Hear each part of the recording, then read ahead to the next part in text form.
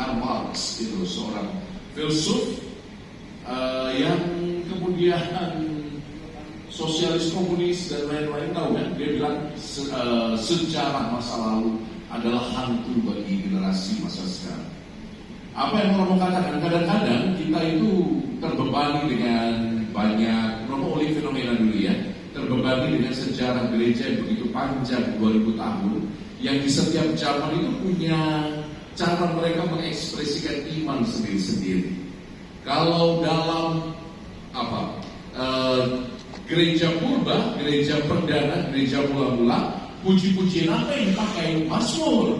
Puji-pujian bangsa Israel yang mereka pakai, pujian-pujian Paskah seperti Haleluya itu dinyanyikan sudah sejak gereja perdana.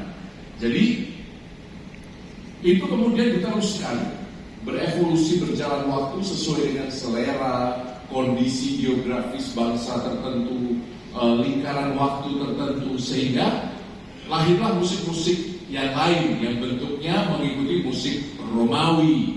Kita tahu setelah Paus Gregorius mulai muncul aliran namanya Gregorian, ya kan? Lalu kemudian berlanjut sampai sekarang. Kemudian ada lagi sekarang ini di zaman modern ada peralihan ke musik yang lebih meditatif di awal abad modern, misalnya dengan gerakan pembaharuan di TC, bukan TC tapi TC bacanya ya. Pembaharuan di TC, Anda tahu lagu-lagu repetitif. Kemudian zaman sekarang dengan lagu-lagu pop populer, ya kan, lagu-lagu rohani yang populer dengan alunan pop music. Di belahan dunia yang lain kita temukan ada country music untuk rohani, ada metal yang aliran metal tapi rohani semua. Jadi gereja itu mau pilih yang mana? Gereja punya banyak sekali kekayaan iman di sepanjang sejarah. Gereja itu mendukung semuanya yang sesuai dengan prinsip-prinsip iman Katolik sebagaimana tercermin dalam kitab suci, dalam tradisi, dalam magisterium gereja. Jadi itu yang didukung oleh gereja. Saya pikir gereja membedakan antara isi dan bentuk luarnya. Bentuk luarnya bisa macam-macam, pop, country, Gregorian, dan macam-macam.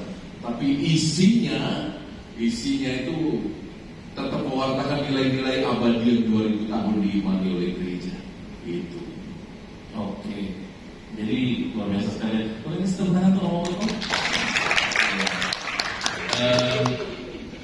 Berarti mensupport ya? Support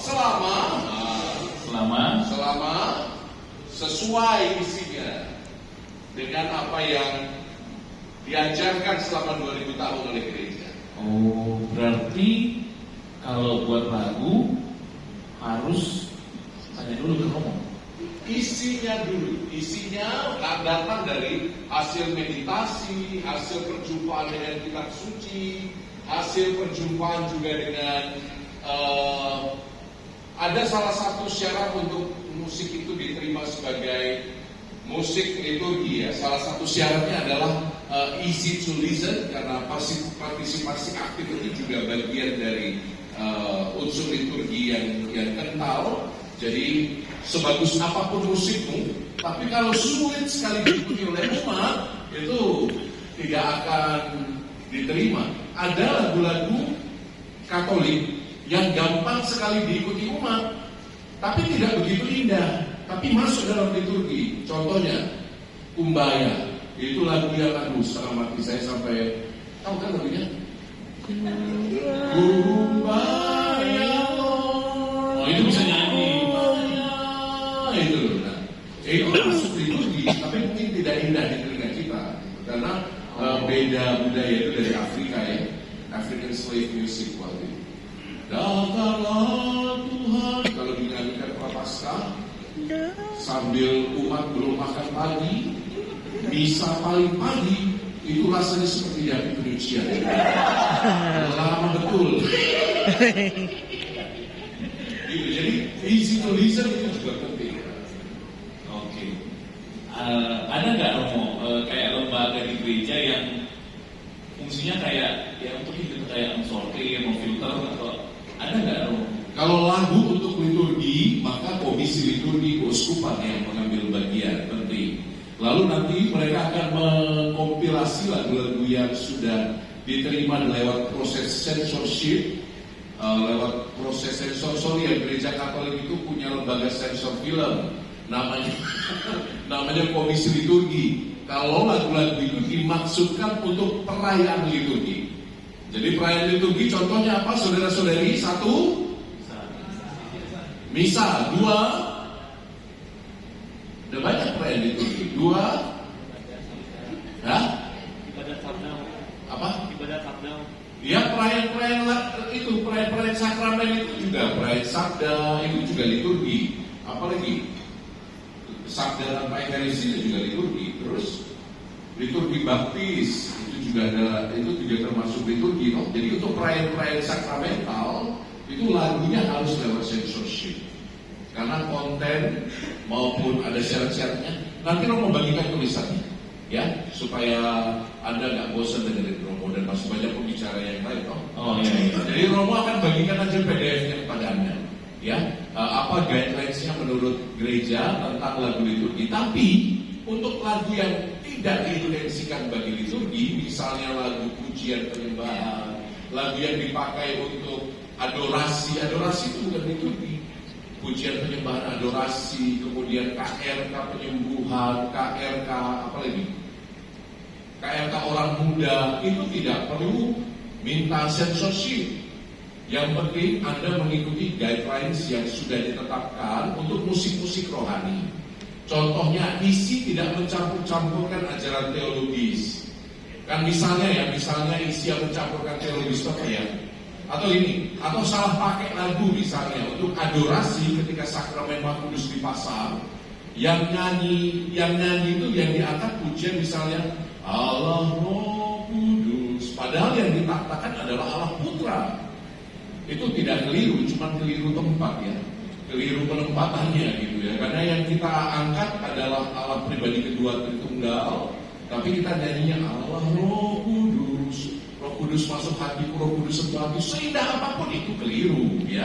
Jadi placement pilihan lagu juga penting. Itu ya. Jadi nggak harus minta izin kalau untuk lagu yang non liturgi.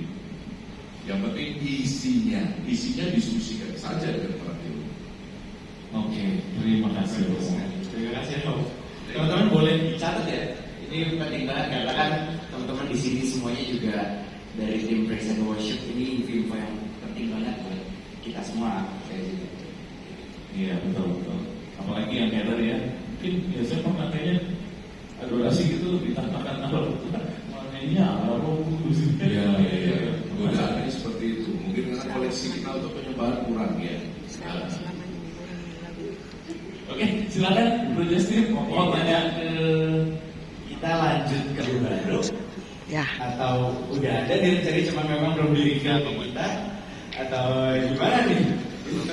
Misalnya penting untuk kelihatan lirik dulu selain dari yang tadi udah dijelasin sama Romo Koko ya. Dari beberapa kan kita jalan dulu rohani apa?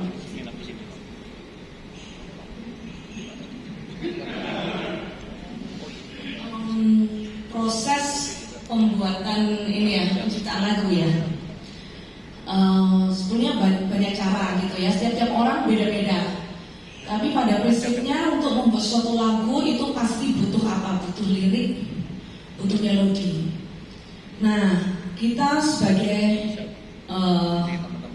pelayan Tuhan, sebagai anak-anak Tuhan, kita menciptakan lagu otomatis lagu rohani. Tujuannya adalah menciptakan lagu ini apa? Supaya membantu orang boleh mengenal siapa Tuhan itu. Jadi tujuan goalnya kita menciptakan lagu ini dan memberitakan kepada banyak orang yang mendengarkan supaya mereka semakin mengenal kebenaran, mengenal siapa Tuhan kita. Seperti kalau dalam Mazmur 40 ayat 4 kan, Ia memberikan nyanyian baru ke dalam mulut kita untuk memuji Allah, supaya banyak orang melihatnya dan menjadi takut lalu menjadi percaya. Jadi Tuhan taruh itu nyanyian baru dalam hidup kita yang Tuhan percayakan supaya dengan lagu itu membuat orang lain menjadi mengenal dia dan percaya kepada Tuhan. Itu tujuan utamanya. Goalnya seperti itu. Otomatis berarti di bagaimana caranya pertama kali muncul ide dan sebagainya.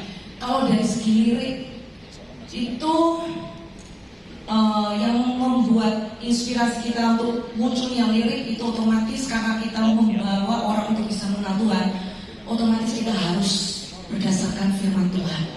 Jadi dengar apa Tuhan mau ngomong apa, Tuhan mau taruh pesan apa di dalam lagu itu. Kemudian juga pengalaman pribadi. Jadi seperti Romo tadi katakan bahwa kita sebagai pencipta lagu harus mengalami sendiri yang namanya perjumpaan dengan Tuhan. Supaya kita bisa share, kita bisa bagi apa sih yang kita alami, sehingga kita bisa menuliskannya dalam satu lirik sehingga itu boleh memberkati orang. Sehingga dengan demikian kehidupan penulis ini pun juga harus mutlak mengalami Tuhan secara pribadi. Karena tanpa mengalami Tuhan secara pribadi nggak mungkin. Tuhan mau berbicara lewat apa? Gitu. Jadi Tuhan pakai kita sebagai alatnya, Tuhan beri kepercayaan pada kita. Kita buka hati, kita sering berrelasi intim dengan Tuhan sehingga kita tahu, oh Tuhan mau bicara tentang apa. Gitu. Jadi ada temanya.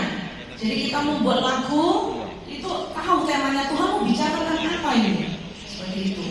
Dari situ kita tahu, oh Tuhan mau bicara tentang ini, dari ini. Terus ada ayat-ayat firman yang mendukung. Itu ditulis. Semua ide-ide itu ditulis. Nah setelah itu juga dari pengalaman pribadi. Jadi biasanya itu kalau udah dapat firmannya, biasanya Tuhan juga langsung menguji. Jadi langsung uji cobanya itu yang menurut pengalaman kami. Jadi ketika kami menulis, kami pun juga diuji oleh Tuhan. Jadi kayak uji cobanya, jadi tes gitu loh. Apa yang kita katakan, kita utarakan di dalam kata-katanya gitu ya. Kan pertama kata-kata ya, berupa kata-kata firman Tuhan. Itu Tuhan juga uji ke kita. Apakah kita sungguh melakukan apa yang kita ungkapkan di dalam kata-kata itu. Kemudian setelah itu juga ada melodi ya. Untuk jadi lagu pasti ada melodi. Nah melodi itu ya dari mana inspirasinya ya, kita pasti harus punya referensi. Banyak referensi seperti itu.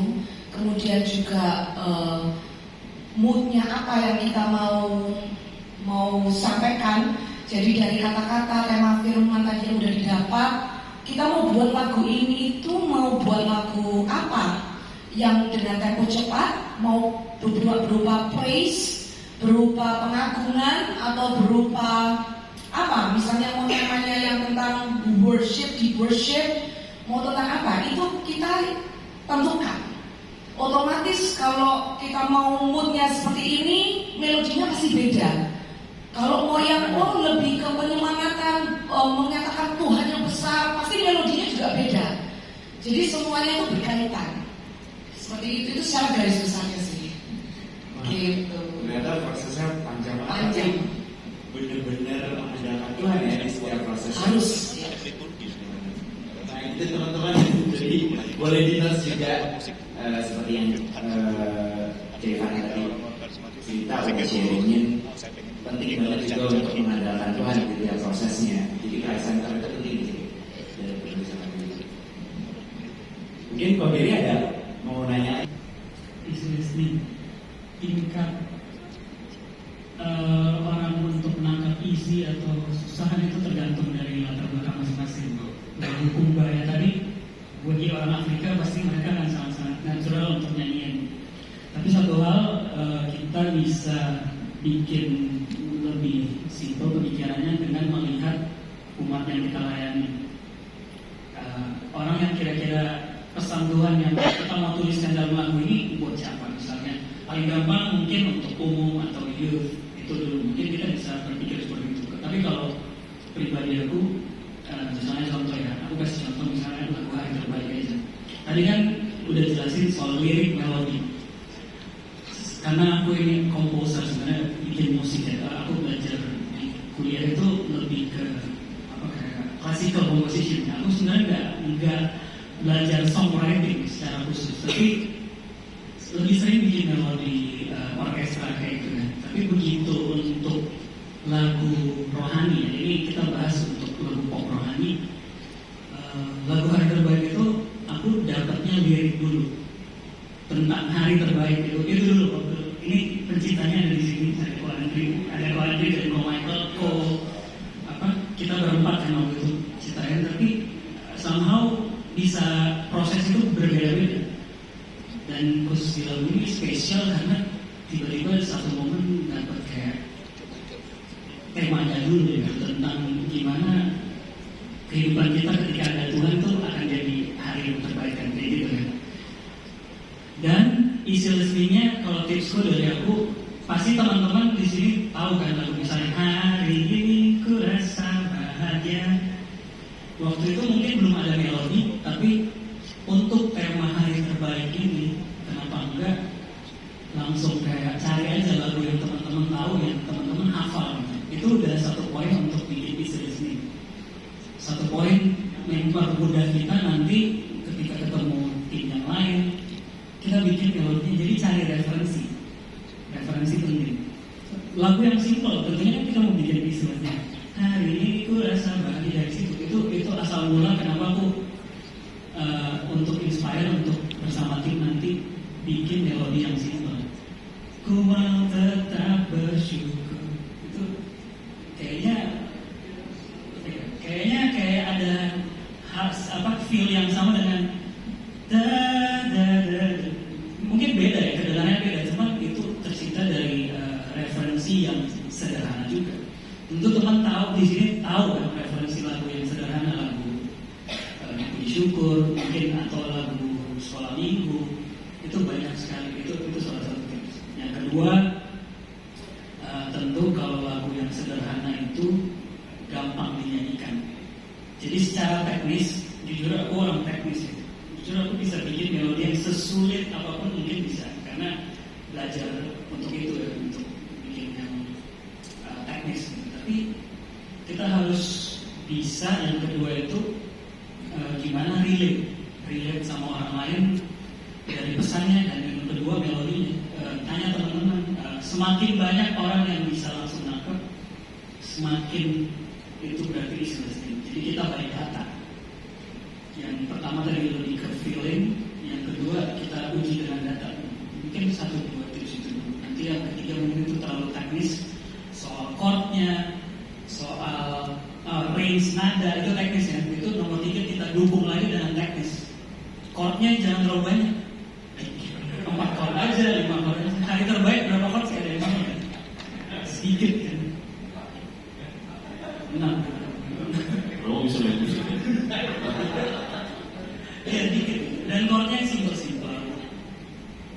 Mungkin itu 1, 2, 3. Jadi dari feeling, dari tanya data, dari feeling, dan yang ketiga itu kita dukung dengan hal teknis yang sederhana lagi. Jadi license kurang lebih gitu ya. Enggak, tapi kita mau album ini semakin bisa memberkati banyak orang ya, gampangnya gitu. Tapi juga semakin memasukkan values yang lebih tajam lagi. Kalau enggak, mungkin kalau kita nggak ada tantangannya lagi, mungkin kita nanti bisa stuck gitu ya, akan gitu-gitu aja walaupun konsisten.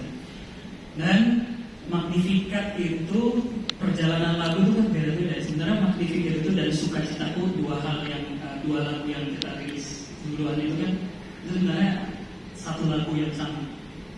Jadi idenya adalah waktu itu teman aku Mira bawa lagu, aku bilang ini kok jadi lagu Magnificat kan, aku dengar verse sama chorusnya itu kayaknya bisa jadi 2 lagu yang berbeda. Aku mikir kayak gitu ya. Jadi verse-nya ini berdiri sendiri, terus chorus dari lagu Sukacita itu masuk ke lagu verse-nya Magnificat. Tapi by the end, dengan kita bertukar pikiran lagi, intinya balik ke original versionnya Magnificat yang kita dengar sekarang, dan Sukacita dibikin lagu baru lagi, ditambahin verse. Jadi gitu ya.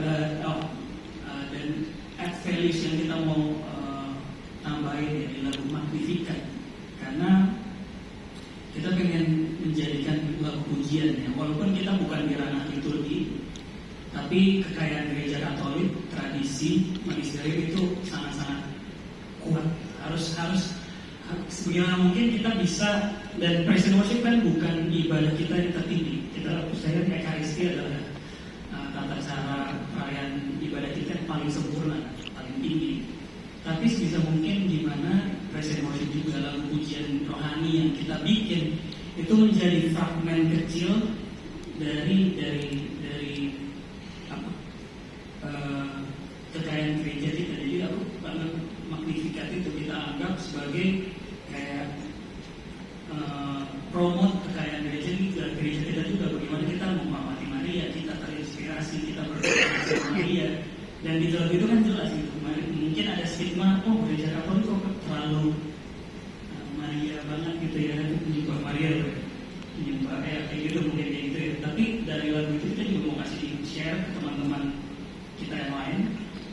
Enggak, Maria pun juga jiwa dia dari ayat itu ya, memuliakan Tuhan gitu. Dan kita bersama Maria mau memuji Tuhan. Jadi itu values yang kita mau tambahin lagi gitu di setiap karya yang baru. Sebenarnya bukan musik ya, jadi nggak bisa nyanyi juga seperti Romo Koko menikah sama seorang worship leader, tapi setelah 18 tahun menikah juga nggak transfer, suaranya nggak transfer ternyata ya, nggak ngefek ternyata.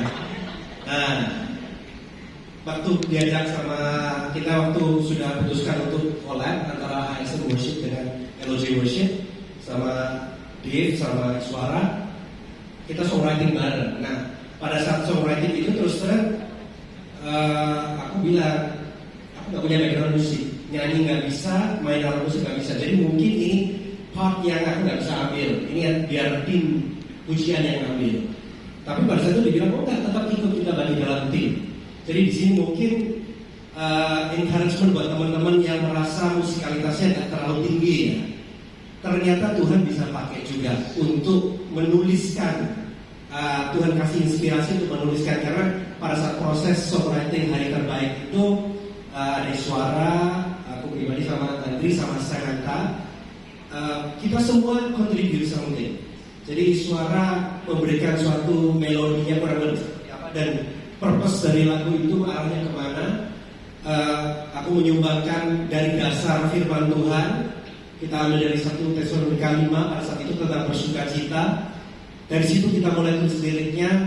Andri juga tambahkan lagi cerita tentang Ayub, di mana ada kata-kata tak hanya yang baik saja yang kita terima, itu dari ini Andri yang ngomong ini ya. Bagaimana Ayub mengatakan itu, dan Sam juga menuliskan melodinya lagi dan menyempurnakan lagi, semua itu menjadi suatu kesatuan. Jadi di sini luar biasanya Tuhan itu, Tuhan bisa pakai anyone, bahkan seseorang yang nggak punya dasar musikalitas, dan meskipun sudah menciptakan lagu hari terbaik pun sampai sekarang juga tetap nggak bisa nyanyi. Gak ngefek, ya. Itu sih. Berarti memang benar ini encouragement baru juga buat teman-teman semua, mungkin buat aku juga gitu, kayak berarti kita nggak harus kayak kalau misalnya kata teman-teman bisa siap perfect pitch gitu. Nggak harus gitu juga gitu, tapi yang penting percaya kalau Tuhan yang bimbing ya. Saya kalau untuk bikin lagu itu di tahun 90-an dan sampai di sekitar 2005. Habis itu absen lama sekali. Nah, saya mendengar dari siapa adik kita, Ibu Stefania, itu kurang lebih mungkin